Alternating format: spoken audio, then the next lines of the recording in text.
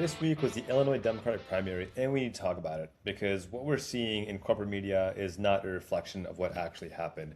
And we need to have this conversation, if for no other reason than Illinois was only the fifth state to hold a primary. 45 more states were MAGA and AIPAC, and corporate money can influence elections if we don't get our act together. That reality should focus our attention because what we just witnessed in Illinois was not an isolated political contest. It was a preview of what the MAGA and AIPAC strategy will be going nationwide. And if the system continues the way it is, we will lose our democracy to these right-wing extremist dark money groups. And it's not just AIPAC. Crypto, AI, the gambling industry had a field day spending tens of millions of dollars to buy elections. Here's what happened in Illinois, and here's how we stop this from happening across the other 45 states that still have primaries. Make sure you hit that subscribe button so we can continue to protect your human rights and our democracy. Now, to be sure, it's not all doom and gloom in Illinois. Illinois also offered a clear demonstration that even in the face of overwhelming outside spending, voters still have the capacity to assert control over their democracy. And we started by looking at the biggest upset of the night, Juliana Stratton over Raja Krishnamurthy. Facing $30 million in opposition spending from MAGA-aligned billionaires, AIPAC networks, and crypto-backed super PACs, Stratton ran on a platform rooted in substantive policy commitments. Things like universal health care, raising the living wage to at least $25 an hour, and abolishing ICE. These are not fringe ideas, not anymore. These are the policies grounded in human dignity and economic justice. Despite the extraordinary financial pressure deployed against her, voters showed up.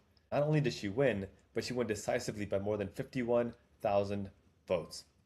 And even for those who may not fully align with Stratton or every aspect of her platform, it's difficult to ignore that her positions are far more progressive than her predecessor, Dick Durbin. By any measure, she's way better than Dick Durbin. When was the last time Dick Durbin called to abolish ICE? Never. When did he ever call to raise the living wage to $25 an hour? Never. When has he ever rejected AIPAC money? In fact, Dick Durbin was the very first politician to be endorsed by AIPAC and to take AIPAC funding. And that alone demonstrates a significant departure from the status quo politics that has gotten us here in the first place. But with that, we need to talk about the successful influence of dark money in the Illinois primary. Right here is an image of a partial rendering of the absurd amounts of dark money and PAC spending in the Illinois primary. This is unsustainable. AIPAC, despite securing only two clear wins in Illinois, Donna Miller in the 2nd District and Melissa Bean in the 8th District, is now taking a victory lap, attempting to claim broader credit for outcomes in races where progressive candidates who spoke openly, condemning the genocide in Gaza, condemning the war crimes in the West Bank, did not prevail. This is not analysis from AIPAC. It is narrative construction. It is propaganda. It is an effort to shape perception in advance of the remaining 45 states yet to vote. Their petulant claim that being pro-Israel is good politics and good policy is not grounded in fact. It is a lie. The reason these pro-Israel candidates are winning is not because of good policy, it's because of tens of millions of dollars in dark money spent against progressives. And by the way, Israel knows that being pro-Israel is not good policy right now. The $22 million that they spent did not mention Israel once, did not mention AIPAC once. Instead, they had names like Elect Chicago Women or the Chicago Progressive Caucus. So on one hand, they're condemning progressives. On the other hand, they're using the name progressive to make themselves look better. Do not buy their narrative construction that being pro-Israel is good policy. They themselves admit that it's not good policy because Americans don't want our tax dollars funding genocide. They don't want to send our troops to die in another Mideast war. They don't want to give another $40 billion to Israel while we don't have basic access to healthcare, housing, and food in this country. Being pro-Israel is not good policy, and AIPAC is the first one to admit that. And thus, as leaders we deserve, President and founder David Hogg put it, always remember, no matter how many times AIPAC says being pro-Israel is good politics, not one of their ads that they spent $22 million on in Illinois mentioned Israel a single time, and their reputation is so toxic, they had to spend that money through shell packs and bundling.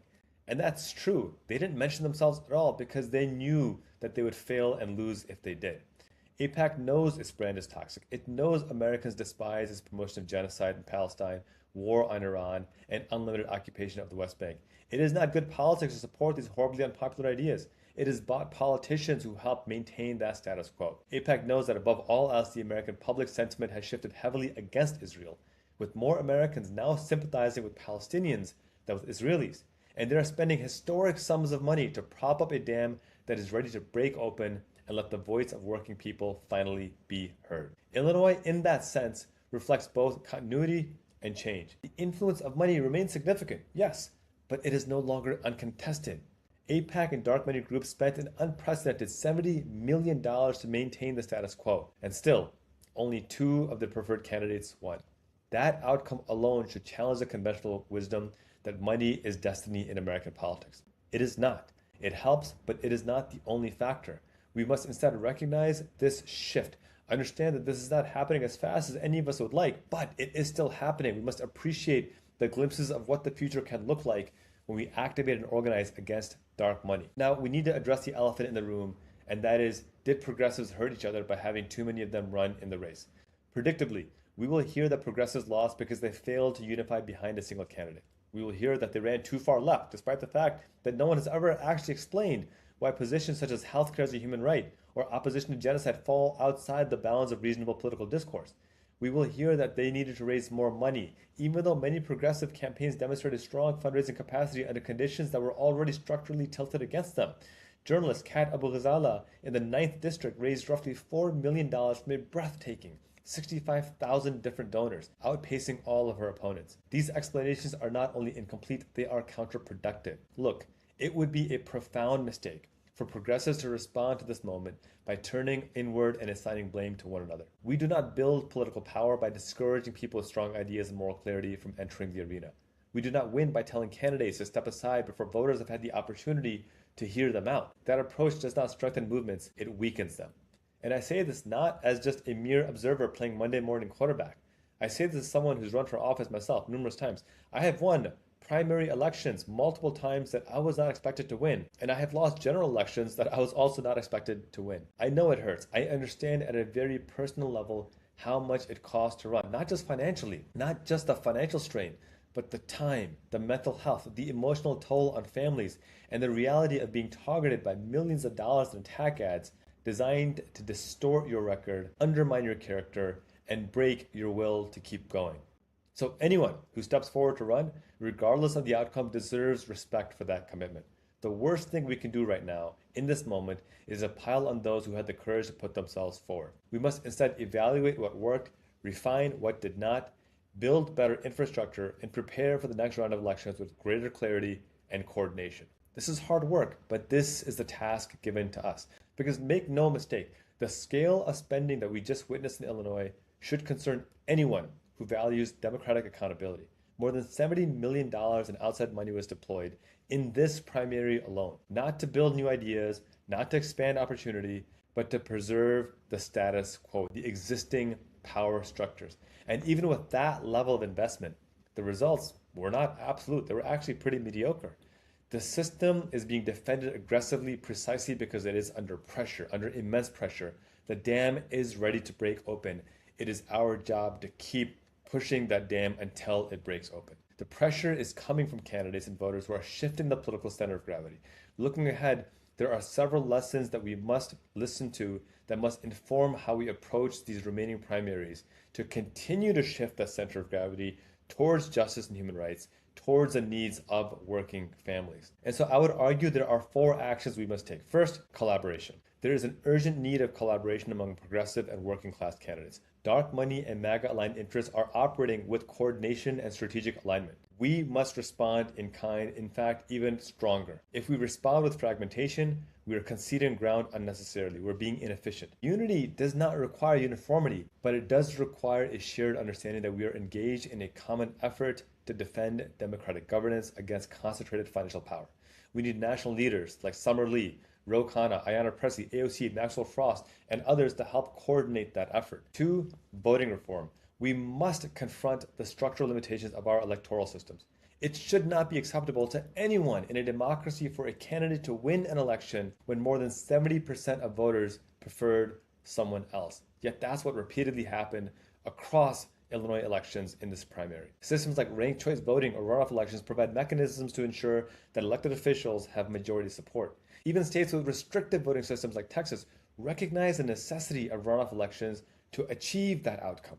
Expanding such systems nationally would represent a meaningful step towards more representative democracy. And the Democratic Party could very frankly instill their own bylaws, a system of ranked choice voting in runoff elections. This is simply a matter of will, and we should demand it. 3. Effective organizing. We must invest in better tools for organizing, communication, and voter engagement. Campaigns cannot solely rely on traditional methods, especially in an environment where opposition spending is both massive and technologically sophisticated, especially as billionaires continue to buy out media. More about that in a second. My team and I have already begun developing tools designed to enhance voter collaboration, education, and turnout in ways that are scalable and adaptable. For example, Sway is a free app, and it is sweeping the nation by helping organizers build voting groups to push forward critical policies and support the candidates of their choice. You can go to sway.co and sign up to my voter group. Let's get involved. Let's organize in this capacity.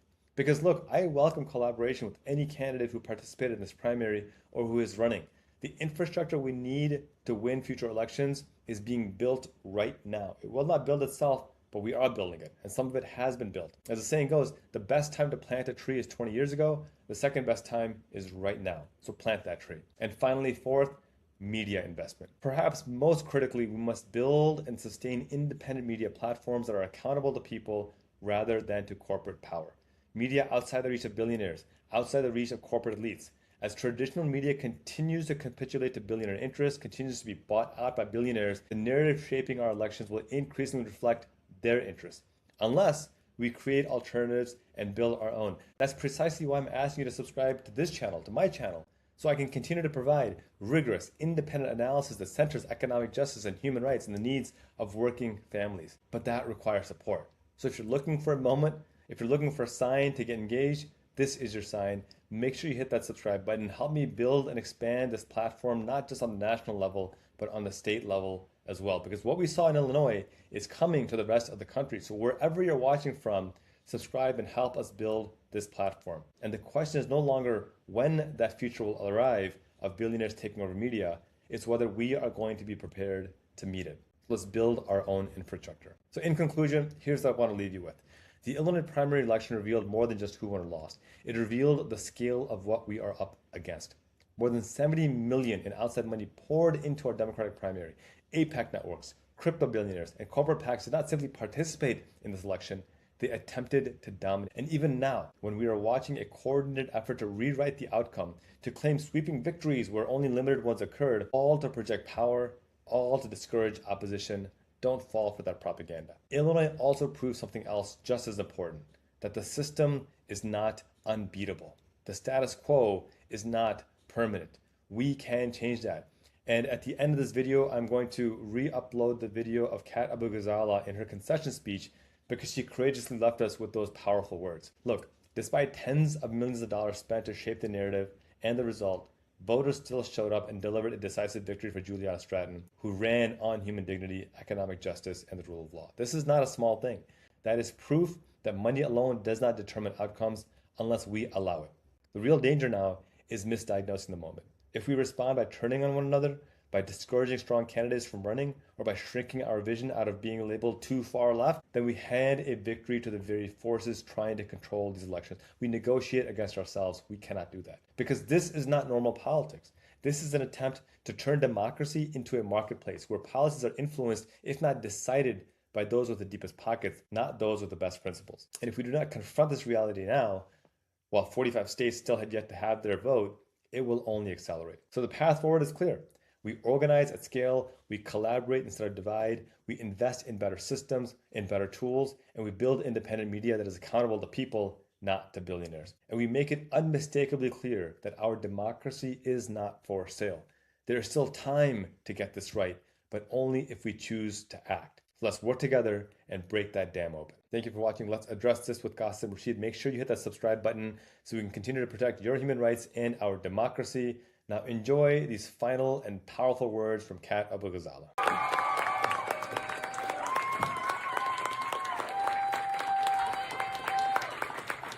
Hey everyone, I don't know if you heard, but we didn't win, and it really fucking sucks. We came really close, and it sucks, but something that no one in power even expected would be possible at all. I need to stress to every single person in this room that this does not mean that the last year has been for nothing. Tens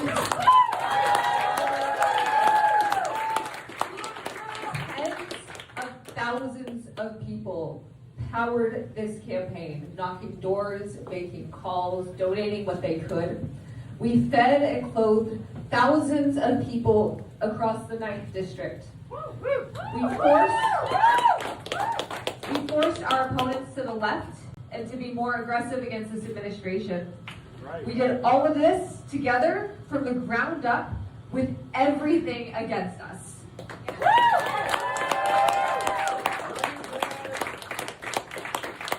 We had millions in AIPAC spending, dark money smear campaigns, institutional power, tipping the scales, and we made them use their entire arsenal, shit we've never even seen before, just to beat us. And that's just for now. We showed that politics can be more than backroom deals and reliance on the ultra-rich. It can be helping others, it can be a community, it can be a team sport. We were able to change the conversation in this district and nationwide. We have done so much that has never been seen before in American politics. And we have set a new standard for what people should expect from those trying to represent them.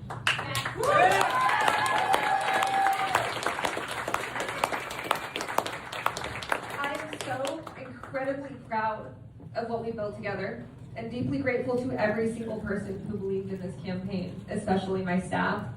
I'm not going to go further than that because I will cry, because I love every single one of them so much. Shout out to our staff, please.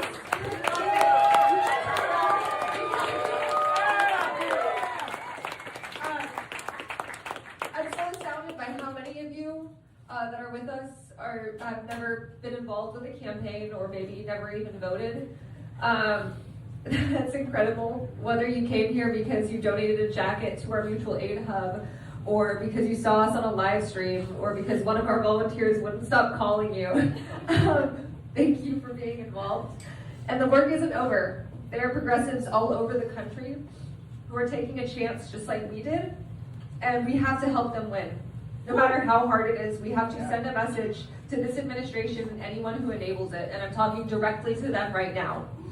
You and your jobs are not safe. This is the start and not the end. We are not tolerating the status quo. You cannot kidnap and kill us and our neighbors. You cannot start illegal wars. You cannot trample on our rights and see our lives as a means for profit. We will continue to come back, and every single loss like this one just makes the path easier for the next person who takes the same chance.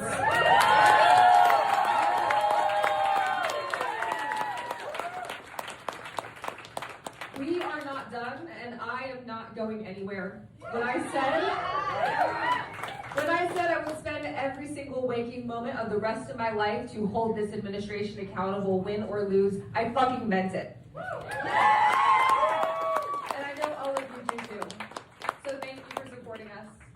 I'm sorry that this sucks, but fuck Trump, fuck ICE, free Palestine, and I love you all.